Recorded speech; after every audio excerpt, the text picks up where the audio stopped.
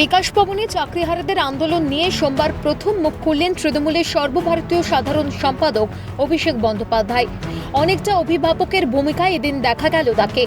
চাকরিহারাদের আন্দোলনকে কোনো প্রকার ছোট না করে তাদের হিংসাত্মক আন্দোলন করা থেকে বিরত থাকার অনুরোধ করলেন তিনি।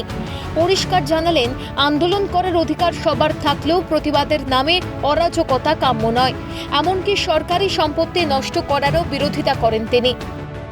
প্রতিবাদ করা বা কোনো রকম ভাবে প্রতিবাদ প্রদর্শন করার অধিকার সবার আছে। আর বাংলা বলে নয়, ভারতের যত রাজ্য আছে, ভারতের প্রত্যেকটা জায়গায় এই অধিকার রয়েছে। আমি কোনোভাবে তাদের আন্দোলনকে ছোট করব না, সে ধৃষ্টতা আমার নেই। আমি কোনোভাবে চাই না এই আন্দোলনকে রাজনৈতিক রঙে রাঙানো হোক। কিন্তু যারা আন্দোলন করছে, আমার তাদের কাছে অনুরোধ থাকবে যে আন্দোলন কখনো হিংসাত্মক হয়। গত 13 দিন ধরে লাগাতার আন্দোলন করে যাচ্ছে, কিন্তু বৃহস্পতিবারের পর তাদের এই আন্দোলন থামানোর কোনো রকম চেষ্টা করেনি পুলিশ। কিন্তু বৃহস্পতিবার যে পরিস্থিতি তৈরি হয়েছিল তা যে কখনোই কাম্য নয়, এদিন সে কথা মনে করিয়ে দেন অভিষেক বন্দ্যোপাধ্যায়। দিল্লিতে 100 দিনের টাকার দাবিতে তাদের আন্দোলনের কথা মনে করিয়ে দিয়ে গান্ধীজির অহিংস আন্দোলনের কথা উল্লেখ করেন তিনি। গান্ধীজি অহিংসার কথা বলেছিলেন, নন ভায়োলেন্সের কথা বলেছিলেন। আমরা 100 দিনের কাজ নিয়ে দিল্লিতে আন্দোলন করেছি, বাংলা থেকে 10,000 জন গেছে। আমাদের উপর কিভাবে, এমনকি সাধারণ মানুষ ছেড়ে দিন, মানে যারা নির্বাচিত প্রতিনিধি, এমনকি মহিলা প্রতিনিধিদের, জনজাতি মূলবাসী প্রতিনিধিদের চুলের মুঠি ধরে বার করেছে। আমরা পরের দিন এসে রাজভবনের বাইরে ধর্ণা দিয়েছি। আমরা হিংসার পথ অবলম্বন করি।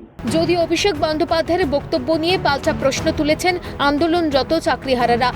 আমাদের শিক্ষক শিক্ষিকা শিক্ষাকর্মীদের সেদিন কিন্তু মাথা ফেটেছে, পা ভেঙেছে, হাত ভেঙেছে, গায়ে অজস্র লাঠির বাড়ি, রক্তারক্তি কাণ্ড। যদি এটা হিংসাত্মকই হতো, যদি আমরাও প্রতিরোধ করতাম, তাহলে কি তাদেরও ওরকম রক্তারক্তি কাণ্ড, মাথা ফাটা, পা ভাঙা, হাত ভাঙা, এটা কি ঘটতো না? সেটা তো ঘটতো অবশ্যই। তাহলে হিংসাত্মক কোথায় বলা যায়? এটাকে এভাবে হিংসাত্মক বলে দাগিয়ে দেওয়া উচিত না। আন্দোলন করা ছাড়া আমাদের আর কোনো উপায় নেই, তবে আমাদের আন্দোলনটাকে হিংসাত্মক বলে দাগিয়ে দেওয়া হচ্ছে। কোথাও কোনো হিংসার ছবি কিন্তু সেদিন ক্যামেরায় আমাদের তরফ থেকে ধরা পড়েনি। আমরা কিন্তু সুশৃঙ্খল পেন হাতেই আন্দোলন করেছিলাম।